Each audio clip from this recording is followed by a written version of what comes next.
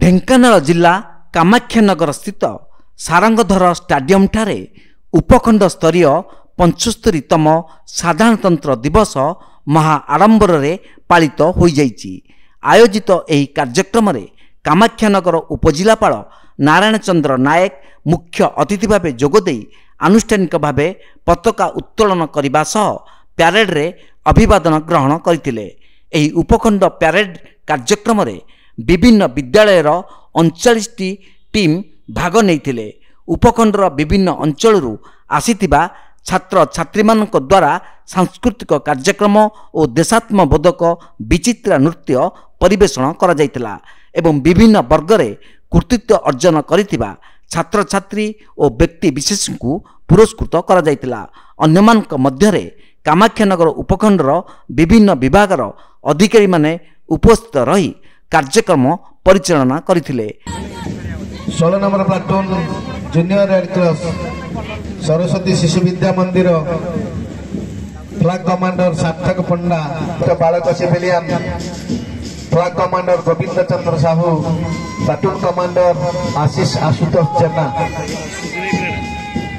19 number platoon Panchayat Raj उच्च विद्यालय वरिष्ठ बालिका civilian flag commander Sonali Nayak platoon commander Swati Sagarika Singh 20 number platoon Raghunath ji उच्च विद्यालय जिरेडामाली वरिष्ठ बालक civilian flag commander Vishnu Nayak platoon commander Rajesh Kumar नायक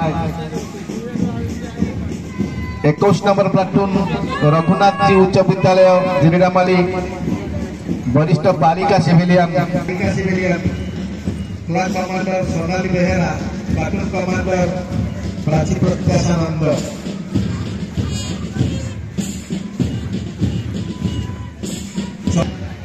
flag commander Chinmay Chand platoon commander Kirtiranjan Nayak बालिका civilian flag commander Tanushree Behera platoon commander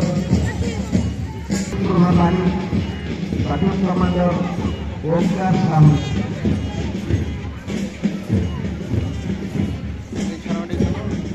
Kamakhyanagar Prakash Kumar Patra report तीर्थक्षेत्र लाइव।